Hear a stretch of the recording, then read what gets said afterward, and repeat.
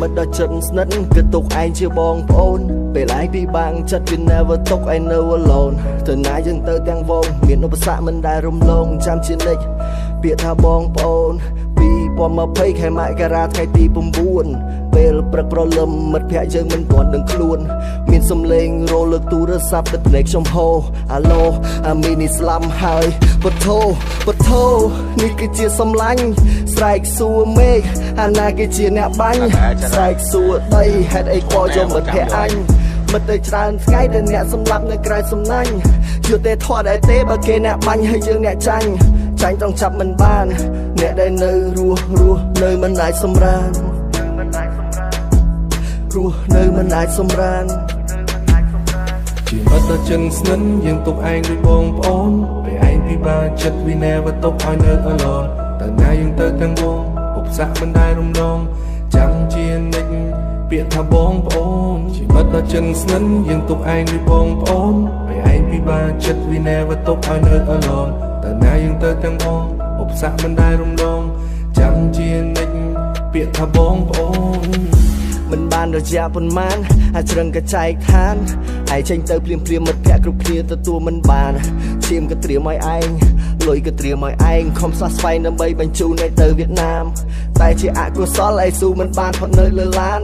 មិត្តភ័ក្តិបងប្អូនទទួលដំណឹងទឹកភ្នែករហាមយើងស្រែករហូយំវាយំមករាជថាដេរឆានអោមិត្តសម្លាញ់ឯងចាក់ចេញពីពួកយើងគ្រប់ប្រានដោយសារតែជំងឺឯងឈឺមិនយូរប៉ុន្មានមកពីធ្វើប្រហែសគ្រាន់តែគ្រុនឈាមឲ្យឯងចែកឋាននៅវេលាចុងក្រោយជុំមុខមកជួយឲ្យអធិដ្ឋានការទៅជាតិណាយើងត្រូវធ្វើមិត្តនឹងគ្នាឲ្យបានជាមិត្តអញតាំងពីតូចធំឡើងឯងនៅតែតូចសំដីឯងពិតជាខូចតែចារិតឯងនេះពិតមិនដូចទីណាមានវត្តមានឯងគ្រប់គ្នាសប្បាយរហូតសំបីតែគ្រួសារអញក៏ស្រឡាញ់ឯងដែរណាអាតូច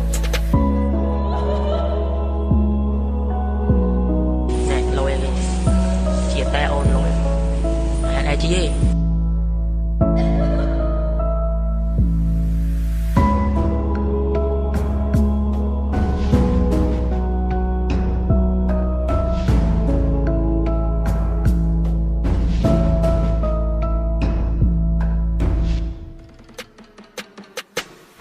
ជាមិត្តដ៏ជិតស្និទ្ធយើងទុកឯងដូចបងប្អូនពេលឯងពិបាកចិត្ត we never ទុកឲ្យនៅ alone ទៅណាយើងទៅទាំងវងឧបសគ្គមិនដែលរំលង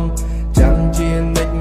ពាក្យថាបងប្អូនជាមិត្តដ៏ជិតស្និទ្ធយើងទុកឯងដូចបងប្អូនពេលឯងពិបាកចិត្ត we never ទុកឲ្យនៅ alone ទៅណាយើងទៅទាំងវងឧបសគ្គមិនដែលរំលង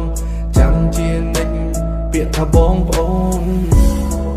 ជីវិតកើតចឹងឈឺស្លាប់មិត្តភ័ក្តិពីរនាក់ទៅបានមិត្តមួយគេបាញ់សំឡាប់ឯមិត្តមួយទៀតឈឺគ្រុនឈាមស្លាប់កំភ្លើងបាញ់ហើយបាញ់ចឹងករណីមិនទាន់ចប់ម្នាក់ទៀតក៏លាចាក់ជីវិតមិត្តសល់តែទឹកបិចលើក្រដាំង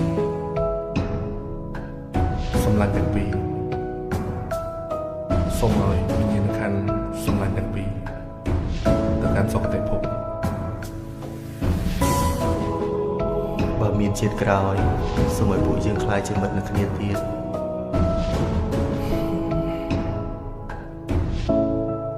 You my best friend